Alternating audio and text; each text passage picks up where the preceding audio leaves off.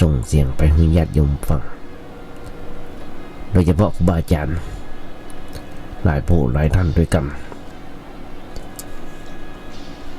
ซึ่งได้ส่งเทปไปให้บนฟังเพื่อเป็นการขอคำติชมจากครูบาอาจารย์ทุกๆวันอย่างท่านพระครูทีละสุตพจน์เจ้าวัดพันลาดเจ้าคณะอำเภอเมืองรองเจ้าคณะตำบลเจ้าคณะตำบลสุเทพเขต 2ท่านพระครูหลายๆท่านด้วยกันเอาเป็นว่าครูบาอาจารย์หลายผู้หลายท่านนี่คือความเมตตาโดยธรรมภาพได้มีโอกาสฝึกมีโอกาสหัดแล้วก็ ญาติโยมก็บัณฑิตนักปราชญ์หลายผู้หลายท่านด้วยกัน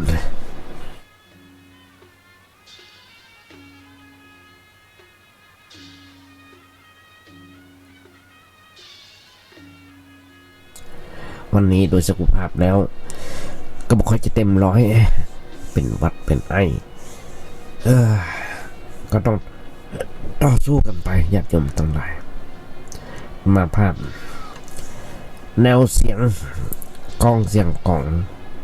บรรเลงกล่องตึงนงหรือว่าฟอนเล็ก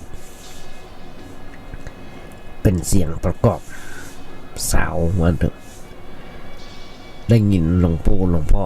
อย่างเช่นลุงทองเพิ่นบอกเสียงกองเสียงกล่องเสียงมองทำเข้าเสียงตุเจ้าเทศธรรมมันชื่นอกชื่นใจญาติโยมทั้งหลายเขาได้ยินเสียงกองเสียงกล่องก็นึกว่าวัดนั้นวัดนี้คงจะมีป่วยหลวงคงถ้าจะมีป่วยหลวงแล้วก็เสียงตุเจ้าเทศธรรมเข้าวัดเข้าวาไปได้ยินเสียงกองได้ยินเสียงตุเจ้าเทศธรรมพระเถรเนนน้อยไหว้พระสวดโยโกห้องก็ชื่นอกชื่นใจว่าต่างวัดต่างว่ามีการไหว้พระสวดโยโกห้องทุกวันเข้ามาเมื่อใดก็ได้ยินเสียงระฆังตีก้งๆกังๆกันทุกเวลาจากแมลง5 โมงเกิงมาเจ้าตี4เกิงอย่างวัดประแดงเนี่ยนะจะมีการไหว้พระสวดโยโกห้องทุกวันเพราะฉะนั้นญาติโยมทั้งหลายในน้อยตรงนี้ก็ไม่ยัง นอกจากเสียงธรรมะที่จะเอามาตอบแทนน้ำจิตน้ำใจให้กับสถาญาติโยมที่ได้ส่งเข้าปากอาหารบางคนตอนนี้กำลังกวาดกันล่างตั้งขวางซักเสื้อซักผ้ากำกับเข้ากระปากให้ลูกหลานตันเต้าก็เปิดวิทยุฟังไปเพราะฉะนั้นญาติโยมทั้งหลายธรรมาภาพนั้นก็เป็นผู้ที่มีความมุ่งหน่อยชอบอ่านก็อย่างที่เคยหักในการนำเผยแผ่พระพุทธศาสนาซึ่งครูบาอาจารย์เพิ่นได้สอนไว้ว่าอยู่วัดจะไปอยู่บ่ได้มันไหว้พระสวดโยโกห้องแล้วก็นำธรรมคำสอนขององค์พระสัมมาสัมพุทธเจ้ามามาจารย์ญาติโยมทั้งหลายได้ฟังพร้อมมาได้ทำเป็นประจำญาติโยมทั้งหลายมาเมินหลายปีดีดักเราติดบทมา30 กว่าปีเพราะฉะนั้นญาติโยมทั้งหลายคนเฮามาเอาบทกลอนบทหนึ่งจำมาได้ว่าเป็นไผ่เป็นไผ่เป็นคนเขียนไว้ที่เพิ่นบอกว่าถ้าโลกนี้มีธรรมประจำที่เมื่อทำดีจะไม่ดีมีที่ไหนมีสุขบ้างทุกบ้างช่างประไรเป็นวิสัยของมนุษย์ปุถุชนก็ขยายใจความให้ญาติโยมฟังมาหลายปีที่ดับก็ยังมาจบมาเสี่ยงกันเตี้ยเพราะฉะนั้นญาติโยมทั้งหลายคนเฮาไม่อยากจะปนทุกข์ไม่อยากจะเป็นทุกข์ไม่อยากจะการต่ออันอย่างที่มันเกิดขึ้นที่มารบกวนจิตใจของเฮาก็ต้องเรียนรู้วิธีการเพื่อการต่อสู้เอาชนะสิ่งเหล่านั้นที่สุดแล้วธรรมะของพระพุทธเจ้าของเขาเป็นอุบาย สำหรับแก้ไขปัญหาหลายเรื่องด้วยกันเป็นอุบายที่จะให้เขารู้เรื่องเข้าใจแล้วก็จะได้นำการไปการต่อสู้ปัญหาต่างๆที่มันเกิดขึ้นที่มารบกวนจิตใจของเขา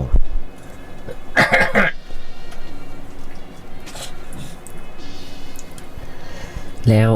เขาก็สามารถจะเอาชนะมันได้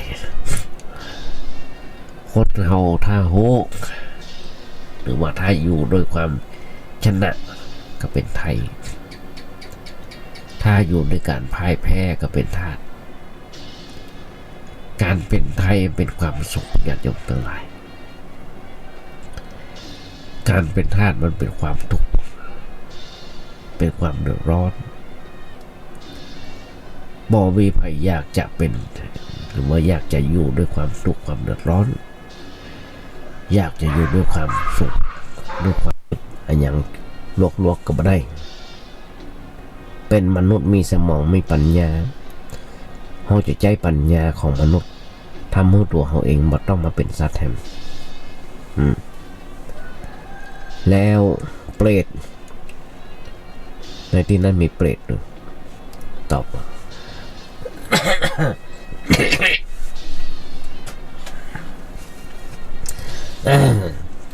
ถ้าได้เกิดเป็นมนุษย์เขาจะทำความดีจะบ่ผิดศีลห้าจะบ่ผิดศีลห้าแห่งจะปฏิบัติธรรมเพราะอย่างพระนรกมันฮ้อนมันโหดร้ายนรกมันฮ้อนมันโหดร้ายอยู่แล้วมีแต่ความเจ็บปวดทุรนทุรายถ้าข้ามีโอกาสดีแห่งครั้งเขาจะได้มาทำเร็วมาทำมาอยากทำตอนนั้นมาอยากทรมาน มาอยากได้ชื่อว่าเป็นสัตว์เด็ดสัตว์นรกแต่เมื่อถามคำถามเดียวกันญาติโยมทั้งหลายคนเฮาหรือว่ามนุษย์นะตอบมาอยากสมหวังในฮักอยากจะร่ำรวยอยากมีตำแหน่งสูงอยากมีอำนาจแม่ต้องผิดศีลทำร้ายภัยก็จะทำนะญาติโยมทั้งหลายอนิจจาภัยเนาะนายอินดูที่สุดนึงหมดเนี่ยญาติโยมทั้งหลายที่โอ้ญาติโยมฟังมนุษย์ผู้มีผู้ที่อยากแต่ทรัพย์สมบัติภายนอกที่ยึดถือได้ชั่วคราวทั้งที่มีโอกาสจะทำบุญสุกุศลหนักกว่าเปิดถ้ามันมีอริยทรัพย์คือทรัพย์อันประเสริฐเป็นของติดตัวไปทุ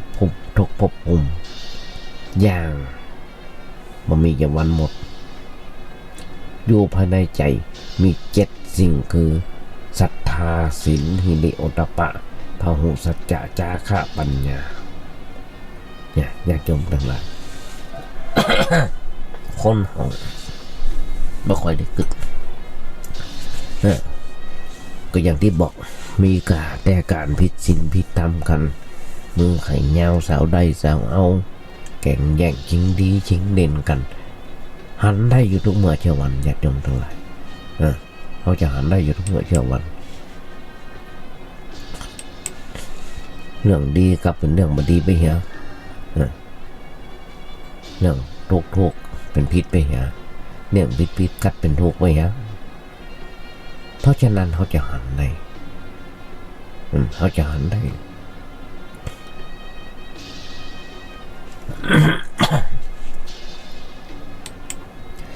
ญาติโยมน้องกึกก็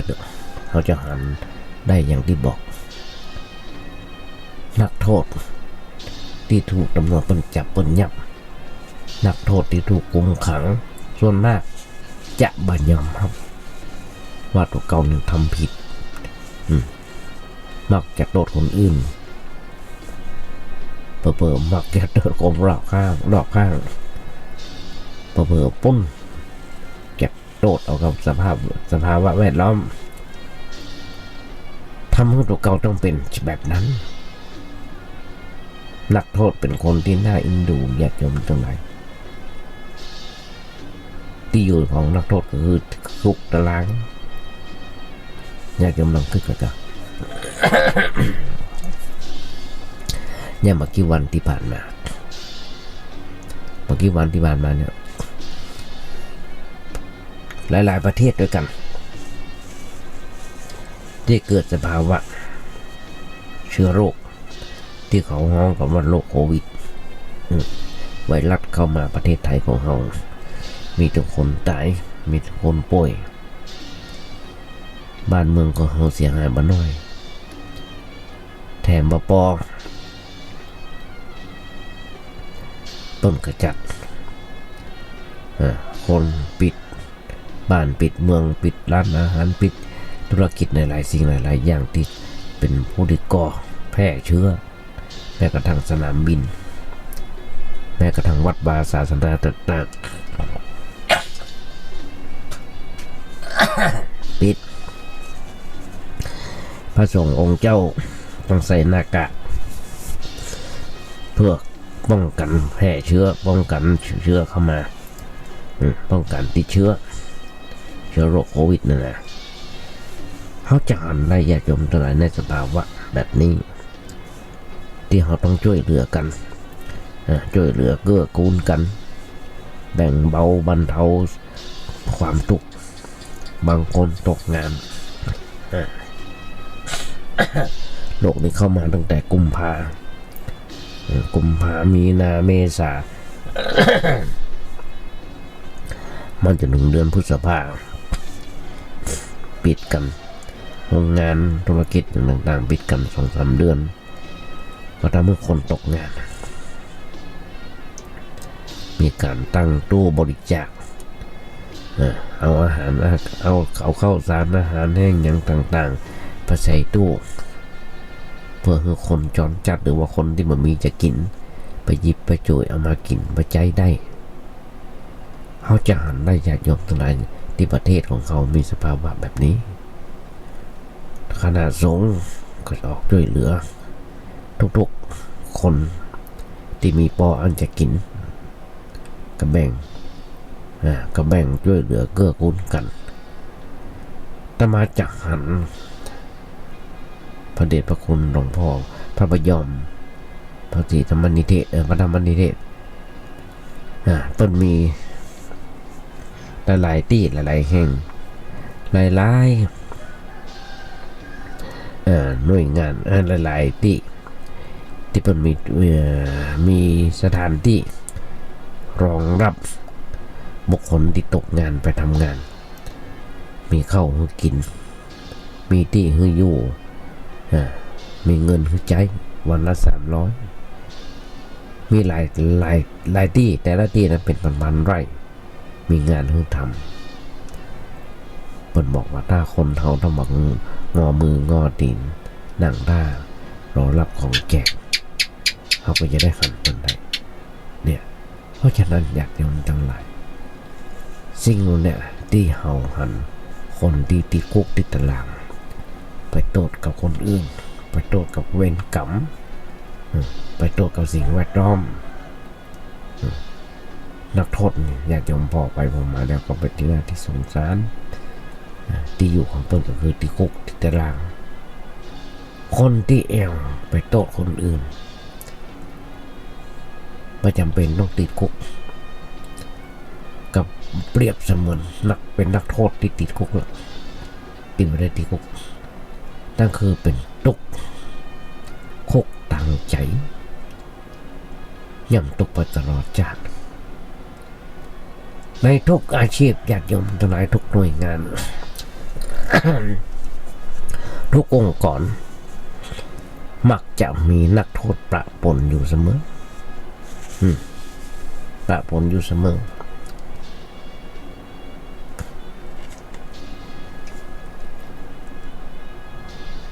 โทษบ่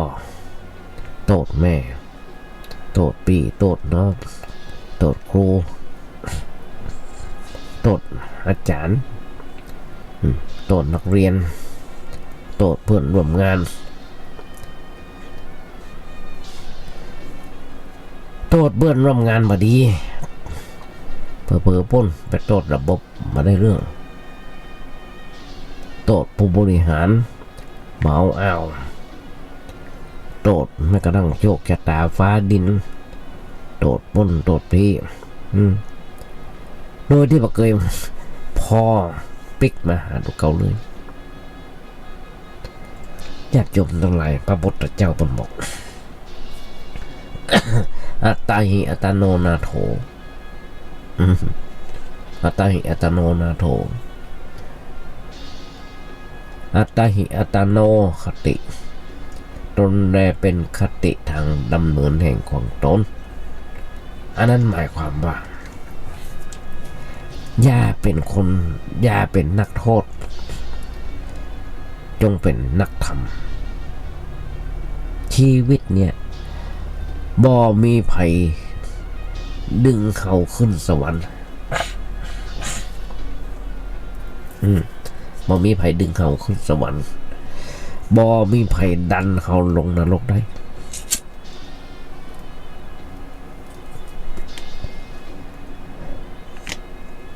นอกจากตัวเขาทำกรรมของเขา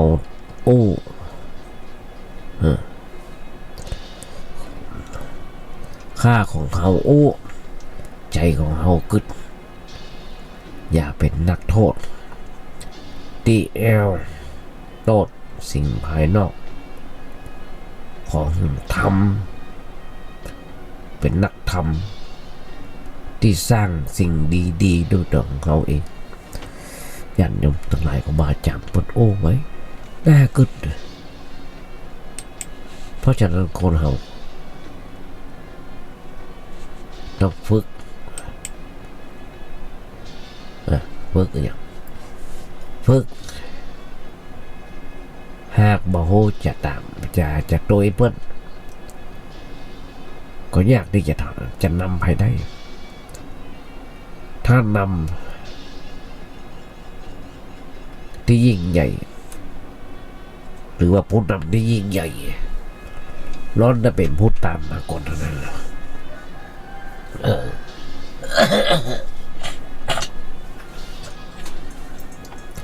กลอนเลยนะพ่อหลวงคนก่อนบ้านเขานะในหลายๆบ้านเคยเป็นผู้ช่วยมาเพราะพ่อหลวงคนเก่าเป็นเกษียณผู้ช่วยคนใหม่ก็เข้าสมัครสามารถทำงานได้หรอหันก่อนเพราะฉะนั้นถ้าบอกรู้จักโดยเปิ้ลก็ยากที่จะนำไปได้ผู้นำที่ยิ่งใหญ่ล้วนเป็นผู้โดยเปิ้ลมาก่อนนะ เพราะฉะนั้นก่อนจะเป็นผู้นำดีๆต้องฝึกตัวเป็นผู้โดยได้ผู้ตามต้องรู้จักตาม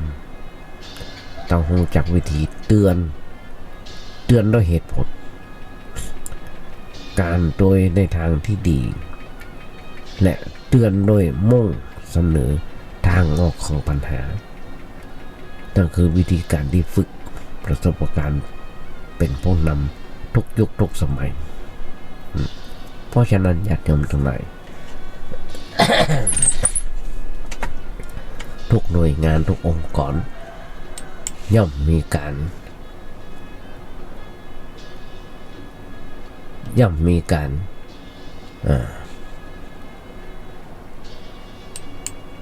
อบรมหลายๆอย่างทุกงานย่อมมีหนักมีเบาเปิดบอกอยู่หนักไปเบาอยู่หนักไปเบาอยู่เบาไปหนักคนบางคนอยู่ที่ไหนทำงานอันอย่างก็เป็นคนแร้งน้ำใจ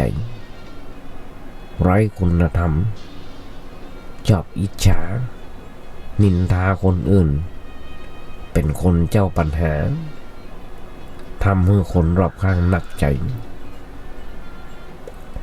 เวลาจากไปเปิ้นจะเบาใจไปเสียไปตายไปหาได้ก็ดี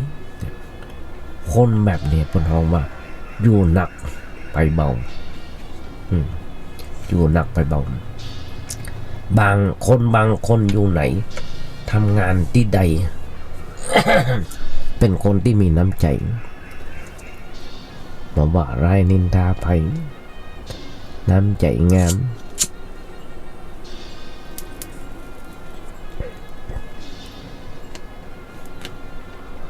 กำอูจ่าหวานทำงานดีโคตรแบบนี้ญาติโยมทั้งหลายทำให้เปิดเบาใจอยู่บ้านพ่อแม่ก็เบาใจญาติพี่น้องก็เบาใจเปิ้นฝูงก็เบาใจเปิ้นร่วมงานก็เบาใจเวลาที่เปิ้นจากไปผู้คนจะเสียดาย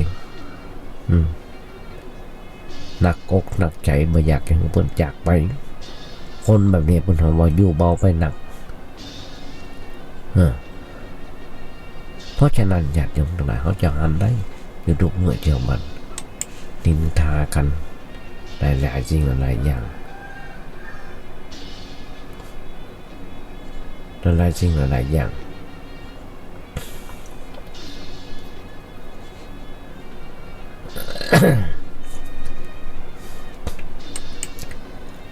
คนเฮานั้นหมอรักษาโรคกายประสงค์องค์เจ้าก็รักษาโรคทางใจอย่างเวลาเนี้ยที่จะมาในนั่งโอ้ญาติโยมฟังก็เป็นการตอบแทนน้ำจิตน้ำใจญาติโยมหนึ่งละเป็นการเอาธรรมะโอ้ปลอบประโลมจิตใจที่ญาติโยมกำลังทุกอกทุกใจกันในหลายๆเรื่องหลายๆเหตุการณ์เป็นหน้าที่ญาติโยมทั้งหลายโรคกายสำคัญอย่างไรโรคจิตโรคใจก็สำคัญยิ่งกว่าโรงพยาบาลสำคัญแบบไหนวัดวาศาสนาต่างๆก็สำคัญแบบนั้นคนบางคนอาจบ่มีโรคทางกายเลยตลอดชีวิตแต่คนทุกคนล้วนแต่มีโรคทางจิตใจเหมือนกันหมดจิตใจที่เข้มแข็งย่อมนำมาซึ่งสุขภาพกายที่แข็งแรงอย่ากินหมอหื้ออย่าใจต้องได้จากพระธรรมคำสอนของพระสัมมาสัมพุทธเจ้าญาติโยมหลายครั้ง ที่ญาติโยมไปงานอันอย่างต่างๆเย็นงานเขาดำเราก็จะหันใน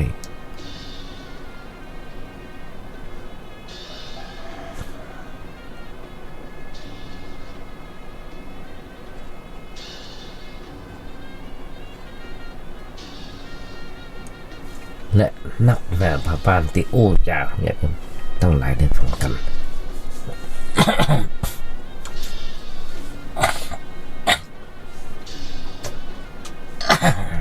โดยสุขภาพวันนี้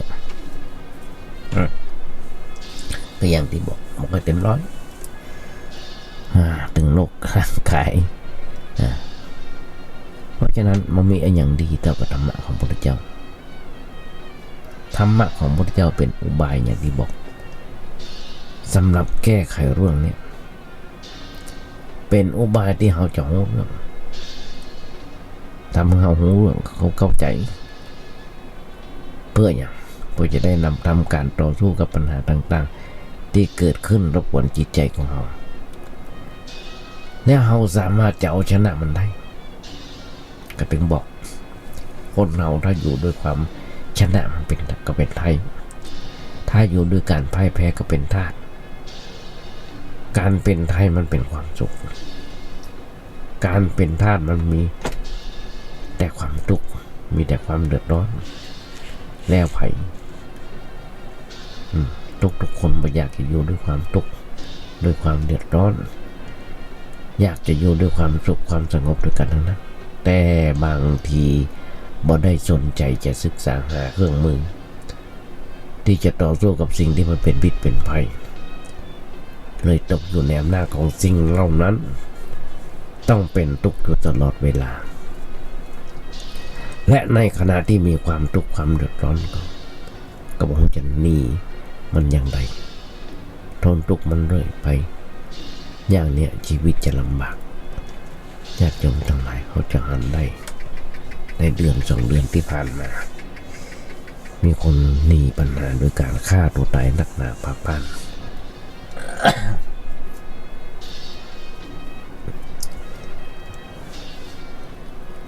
เป็นอยู่อย่างเศร้าหมองมาผ่องใสเฮาบอกควรจะเป็นอยู่ในอย่างนั้นเพราะฉะนั้นเราต้องศึกษาธรรมะเพื่อนำธรรมะไปใช้เป็นหลักในชีวิตประจำวันของเราต่อไปญาติโยมทั้งหลายอย่างที่หันกันอยู่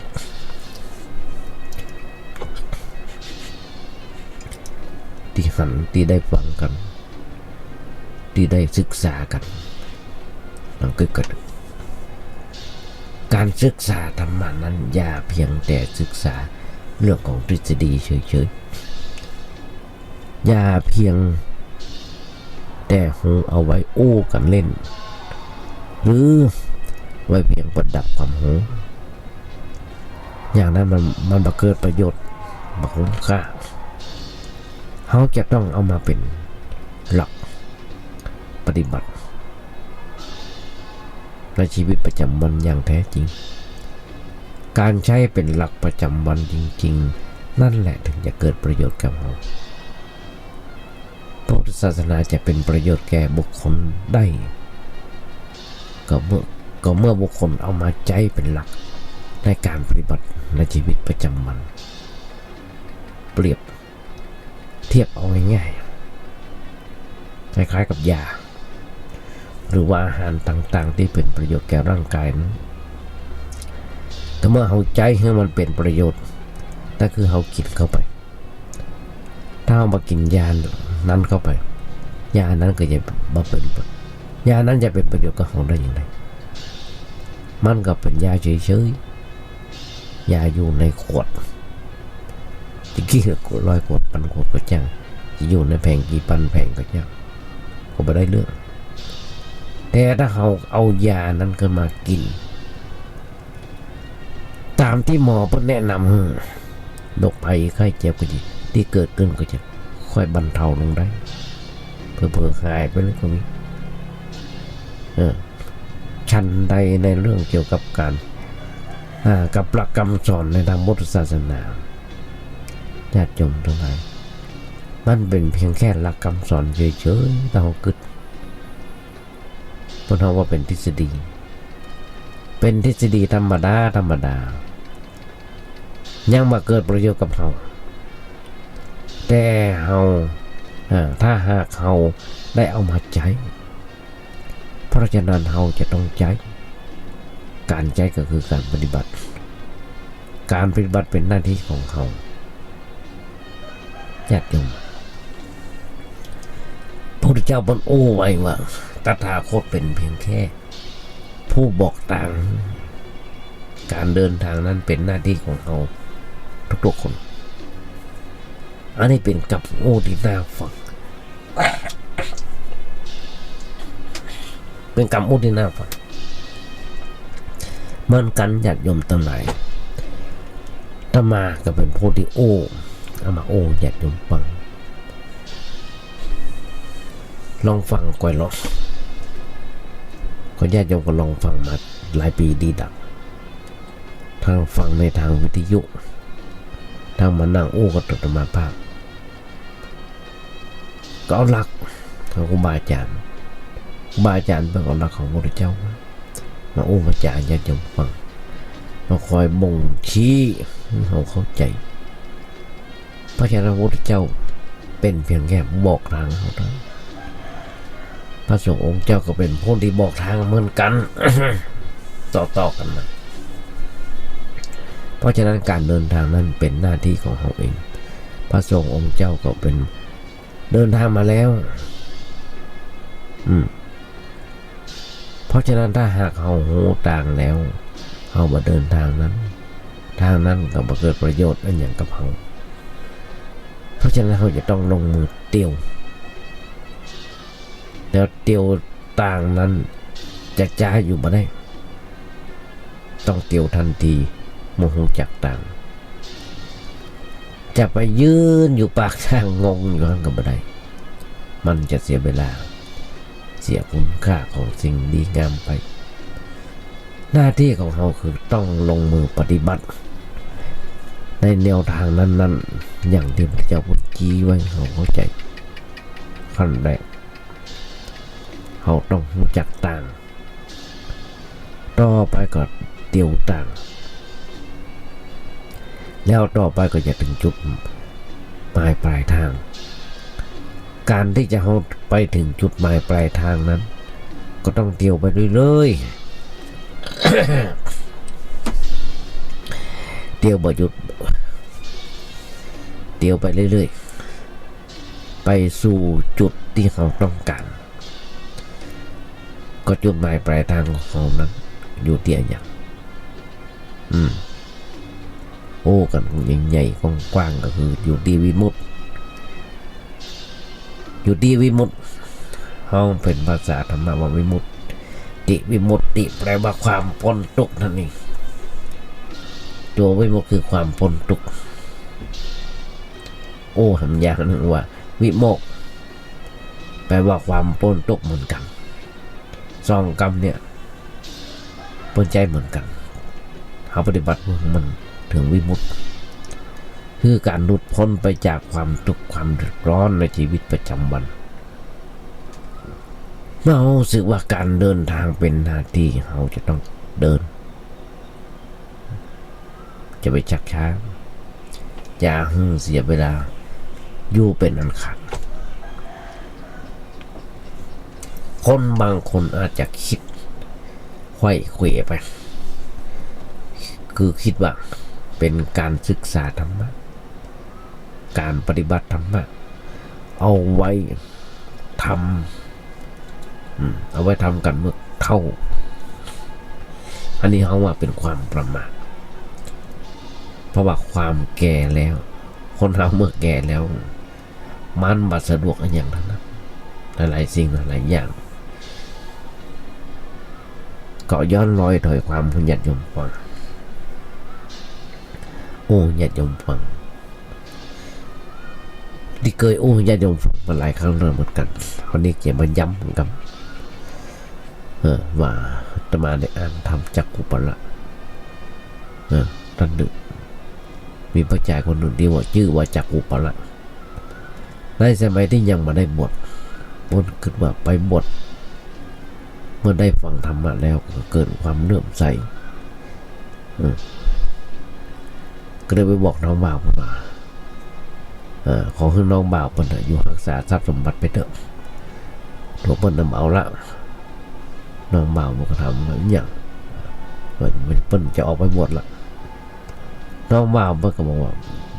อ้ายเนี่ยมันกึดอะไรอย่างมันดีกึดอย่างมันดีว่าเข้าท่าเลยการบวชนั้นมันต้องตอนบวชตอนแก่ตอนชราบัดนี้ยังมาแก่เตื้อมือไม้ยังแข็งแรงผมบนหัวก็ยังดำอยู่ทำอะไรอย่างได้อยู่แล้วดันจะไปบวชละ จะขู่ปันละก็โอ้กับน้องบ่าวคนมาคนที่ถูกความแก่ครอบงำแล้วนั้นอันอย่างมันมาเป็นของตัวร่างกายมันมาอยู่ในอำนาจจะยืนเดินนั่งเดินยืนนอนอย่างต่างๆจะโอ้อันอย่างจะจำอันอย่างมันก็บักคล่องเท่านั้นคนแก่ๆก็ย่อมจะหันได้ด้วยตัวเขาเองญาติโยมทั้งหลายทุกคนที่อยู่ในวัยโสวอาตมายกตัวอย่างให้ฟังอาตมาภาพเองทุกเมื่อเช้าวันในหลายปีดีดับ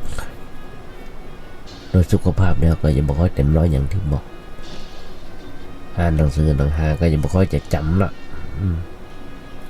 โอ้จะยังต่างๆจะกึดยังกระบัดตันหลักประเด็นไม่ค่อยตันเลยละ เพราะฉะนั้นความแก่เข้ามาครอบงำคนเฒ่าจะหันด้วยตัวเก่าเอง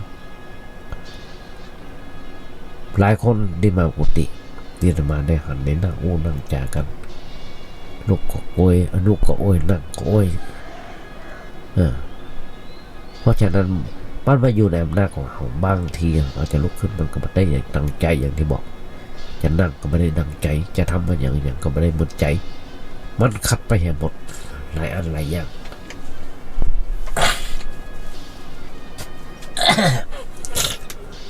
มันขัดแข้งขัดขาขัดไม้ขัดมือเจ็บหลังเจ็บเอวเจ็บหูเจ็บตาปวดตามัวตาปวดหัวมัวตาเป็นแบบเนี้ยคนเรามันแก่แล้วแม้กระทั่งจะไปอ่านหนังสือธรรมะก็ไม่ค่อยไหวหนังสือที่ควรอ่านดีๆแต่ว่าเขาอ่านมันได้บางคนต้องใส่แว่นธรรมะเนี่ยต้องใส่แว่นละเนี่ยคือความมาพร้อมกันอ่านนักเขากับมึนล่ะจะนั่งสวดมนต์ภาวนาอย่างสักน้อยก็ไม่ค่อยได้สวดมนต์ได้มาถึงเกินชั่วโมงนับมาเดียวร่างกายมันแข็งแรงเจ็บหัวเข่าเจ็บเท้าสะปะทุกวันเลยอย่างธรรมาบอกญาติโยมที่มาตอนเช้าก็ต้องแช่น้ำอุ่นตอนเย็นก็ต้องแช่น้ำอุ่นทั้งประคบหลายอันหลายอย่างเลยล่ะทั้งกินยาเนี่ยที่หลักธรรมะจริงความจริงการเข้าหาธรรมะนั้นจะต้องเข้าหาตั้งแต่เมื่อเป็นละอ่อนเป็นหนุ่มเป็นสาวขึ้นไปเรื่อยๆขึ้นไปเรื่อยๆจะมาขอเวลากั้มเดียว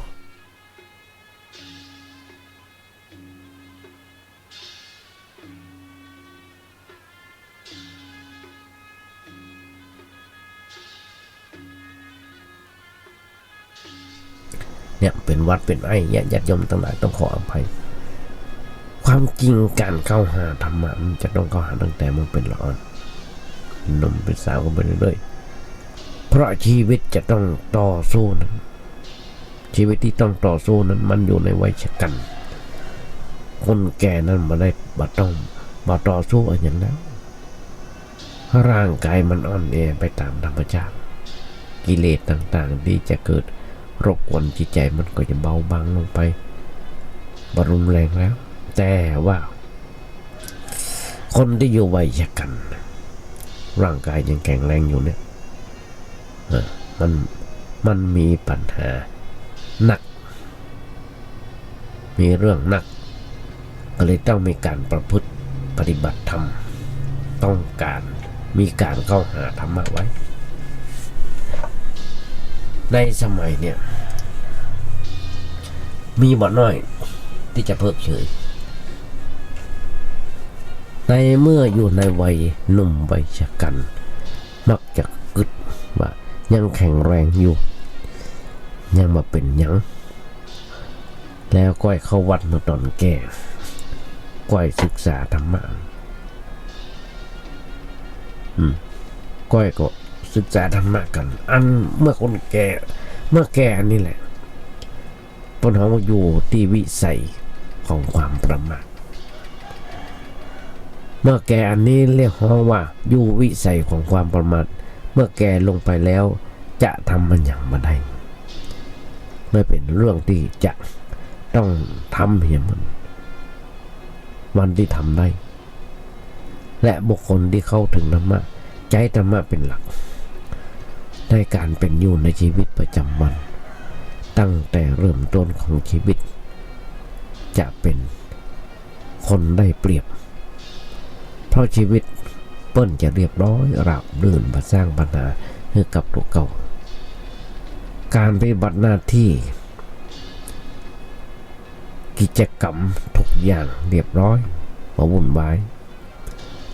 เพราะได้อาศัยธรรมะเป็นพื้นฐานตั้งแต่ตัวน้อยๆอันนี้เป็นกำไรของชีวิตที่เราคนจะได้ใจ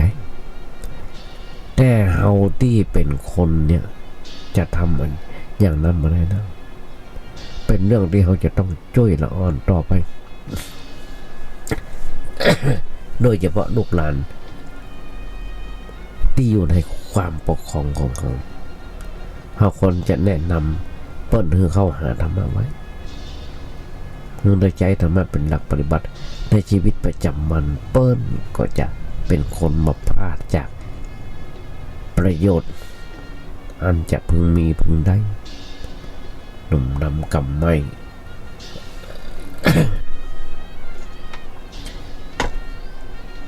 ที่ต้องเสียประโยชน์อันสำคัญในชีวิตของตัวไปนั้นก็เพราะเป็นผู้ประมาทไม่ได้สนใจในเรื่องเกี่ยวกับของจิตใจส่วนมากจะไปสนใจเรื่องแต่ทางวัตถุมุ่งหาความหมดงันสันเล่าเปลือเปินไปตามเรื่องตามเล่าต่างๆ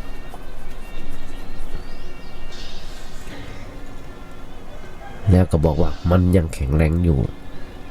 ขอหมดงันสันเราไปก่อนแล้วก็ให้เขาวัดอันเนี้ยมันไม่ไหวแล้วชีวิตมันจะตกต่ำเสียผู้เสียคนไปเพราะอย่างพอไปหลงไหลมัวเมาในด้านวัตถุ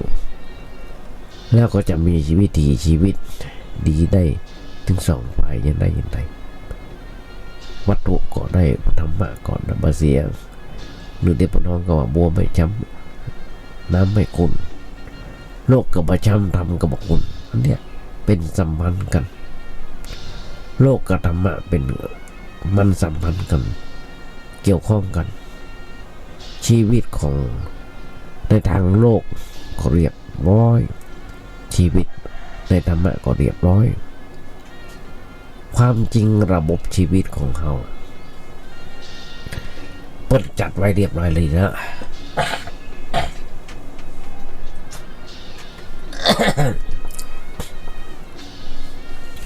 คือการจัดปฏิบัติจิต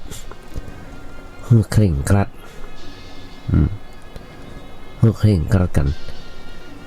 สักวันหนึ่งในรอบอาทิตย์หนึ่ง7 วัน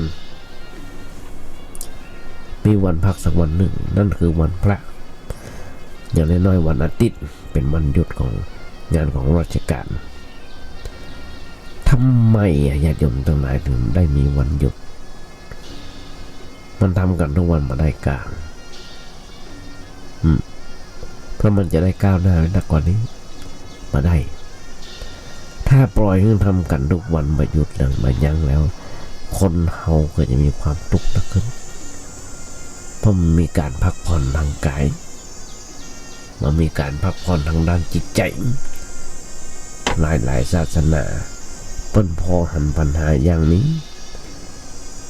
เปิ้นเลยบัญญัติวันหยุดไว้ทุกศาสนาเหมือนกัน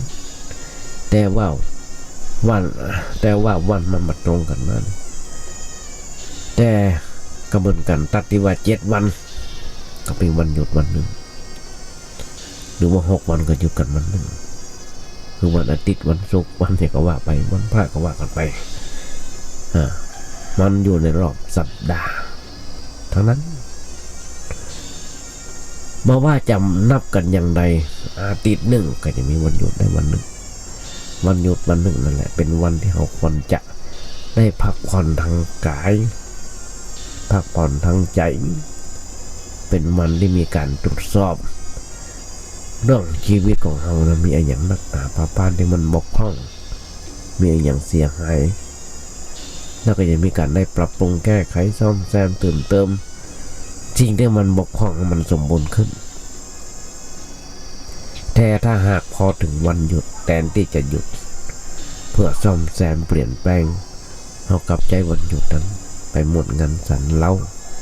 ส่วนเสียหาเข้าขับพับเทคบ้าอย่างต่างๆญาติโยมทั้งหลายเดือน2 เดือนที่ผ่านมารัฐบาลประกาศ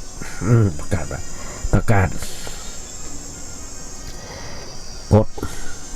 พระราชกำหนดขึ้นมานั่นคือเคอร์ฟิวมาภาพเองรู้สึกว่าสบายใจมาได้ยินเสียงเพลงมาได้ยินเสียงรถ เพราะกุฏินี่กุฏิที่มาอยู่เนี่ยมันติดกับถนนมาได้ยินเสียงรถแข่งมาได้ยินเสียงคาราโอเกะมาได้ยินเสียงดนตรีเพราะเต้าที่ผ่านมาญาติโยมทั้งหลายบางคืนเที่ยงคืนก็ยังมาอยู่กันเดือกก็มีคาราโอเกะนั้นมีทุกวันรถแข่งนี่ก็มีได้ยินเสียงตึงมันแข่งกันที่ไหนบอกโหเสียงดังมากถ้าได้ยินเสียงที่เล่าเมายาโอ้ยญาติโยมทั้งหลายดักหูเย็นใจมาในเดือนไปเมื่อกี้วันรัฐบาลเปิดถึงคงจะหนวกหัวละเนี่ยญาติโยมทั้งหลายเปิดถึงพักผ่อนเพื่อหยุดเพื่อชาติมาเอาโลกเอาอย่างขึ้นมาแต่เขากลับไปเอาโลกเอาอย่างขึ้นมาส่วนเสเฮฮาหมดเงินสันเราไปหาความสุขกันในด้านวัตถุกันต่อไปก็เหมือนกับว่ามันได้หยุดอันอย่างเห็นเลยบางคนพวกคือหยุดบ่หยุดแล้วก็ตกอยู่ในสภาพหลงไหลมัวเมาในเรื่องอันอย่างที่เป็นในด้านวัตถุชีวิตก็บ่เรียบร้อยตัวมาสิ่งที่ตัวมาคือปัญหาที่หันกันง่ายๆอย่างคือปัญหาละอ่อนและชีวิตประจำวันอ่อนทุกวันเนี่ยนอนหลายครอบครัวเลยที่ประพฤติบอกค่อยเรียบร้อยหนัวกับเอาทานกับเอามาเฮียนมาประพฤติชอบในทางที่ถูกที่ชอบในทางพุทธศาสนาอันเนี้ยเป็นความบกพร่องในสังคมมนุษย์ในยุคปัจจุบันเพราะว่าสร้างสรรค์แต่สิ่งยั่วยุเกิดนักขึ้นทุกวันทุกเวลาไม่ได้แก้ปัญหาจากเหตุภายนอกเข้ามาภายในแล้วภายในมันก็บ่เรียบร้อยนั่นคือสิ่งแวดล้อมสิ่งยั่วยุที่ทำให้เสียคนมันมีนักละอ่อนมหูจักใจมหูจักในสิ่งเหล่านั้นเพิ่นก็เข้าไปเกี่ยวข้องกับสิ่งเหล่านั้นและบางทีเพิ่นหันคนใหญ่เองประพฤติปฏิบัติอยู่ในทางม่อนงันสันเล่าอย่างนั้นเพิ่นก็คิดว่ากึกกับฝันไว้ในใจในขณะที่อายุยังมันยังไม่ถึงเวลาเพิ่นห้ามครับเด็กบ้านอย่างต่างๆเพิ่นห้ามนอนต่ำกว่า18 ปีห้ามเข้าน้องก็อย่าดันเข้าไปเปิ้นถึงขึ้นมาเลยอย่างถ้าเขาใหญ่เขามีอย่างนักเขาอย่าเดินเข้ามาข้างในจะแต่งตัวอย่างนั้นจะแต่งตัวอย่างนี้อย่างนวดเงินจนเราตัวคนใหญ่อันเนี้ยญาติโยมทั้งหลายมันเป็นความฝันเป็นความฝันของอ่อนฝังอยู่ในจิตใจของอ่อนเป็นการสร้างสั่งสมสิ่งที่บดีบางงามเมื่อเกิดขึ้นในจิตใจของอ่อนวันนั้นได้กว่าละน้อยก้อยพอกโหนาก้อยหนาขึ้นพอมันสุกงำดีแล้วหรือว่าหันแก้ว่ามันแก้ตัวแล้วมันก็ไหลเข้าไปในทางชั่วทางต่ำได้ทันทีอันเนี้ยเป็นที่น่าเป็นห่วงเป็นตัวใหญ่อย่าจมทั้งหลายเป็นเรื่องที่เป็นความเดือดร้อนทั่วไปที่อยู่ในยุคปัจจุบันถ้าเราไม่อยากจะให้สิ่งเหล่านี้เกิดขึ้นในชีวิตของครอบครัวของเราก็ต้องพยายามที่จะน้อมจิตใจของเปิ้ลเหล่านั้นเข้ามาหาสิ่งที่ดีที่งามไว้โดยเพื่อเปิ้ลได้ยินได้ฟังในเรื่องอย่างที่เกิดความที่เกี่ยวกับความจริงของชีวิตไว้พ้องสอนเพื่อเปิ้ลได้รู้เรื่องของชีวิตไว้พ้องตามต่างธรรมตามต่างพระศาสนาจนบนปนจาสนทนาในเรื่องปัญหาอนาคตของชีวิตเพื่อเปิดกึศก้าวหน้าตั้งเนื้อตั้งตัวประพฤติดีประพฤติชอบอันจะเป็นประโยชน์แก่สกุลแก่ครอบครัวต่อไปอยากยมทั้งหลายเนี่ยเดี๋ยวอยากยมฟังก็นักหนาป่าปาน พ่อแม่ที่หวังจะตระกูลหรือว่าสกุลตั้งมันก็ต้องให้ลูกของเราอยู่ในธรรมถ้าลูกอยู่ในธรรมอยู่ในอธรรม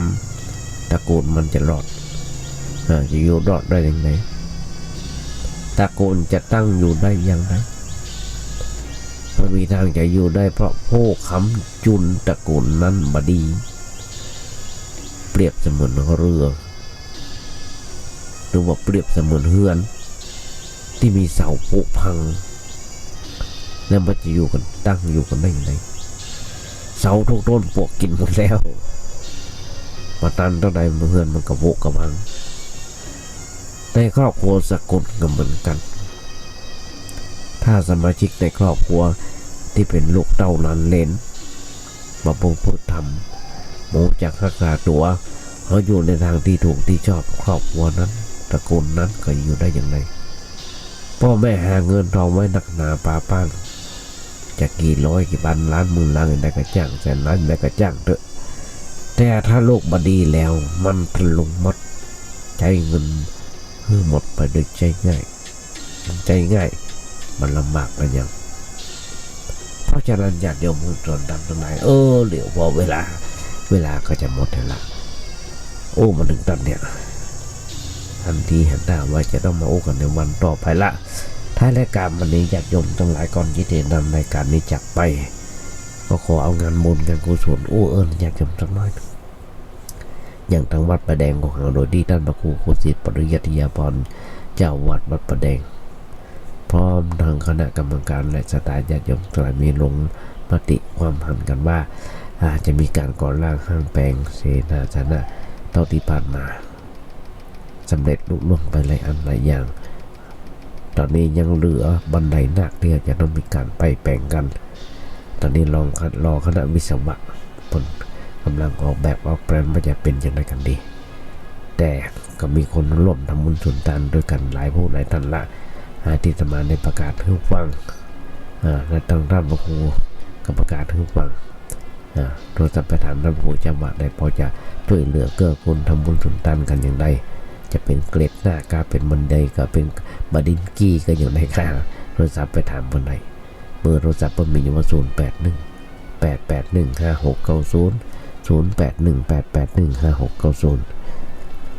วัดนึงตั้งวัดประแดงตั้งวัดพระหินตั้งวัดพระหินก็มีท่านพระครูปริยัติยานุศาสตร์ตอนนี้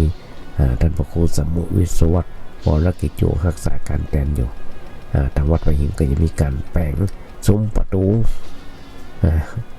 ก็ขอบอกปนญาติโยมทั้งหลายเจอกันร่วมทำบุญสุนทานโทรศัพท์ไปถามท่านพระครูสมุวิศวรวรกิจโยได้เบอร์ประอยู่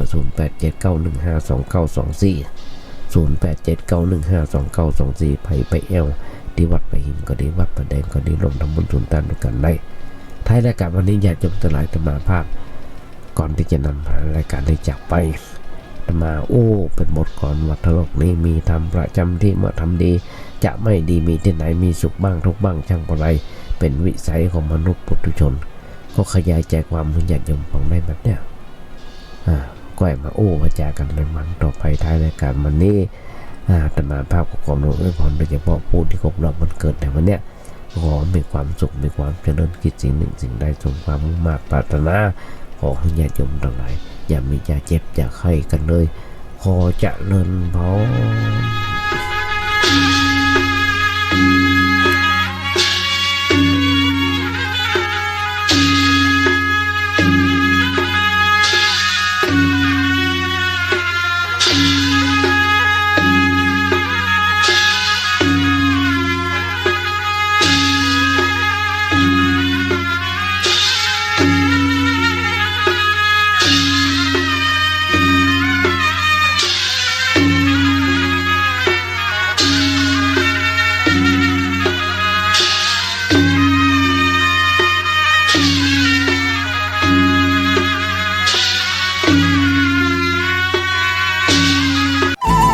ที่จบไปแล้วนั้นเป็นรายการ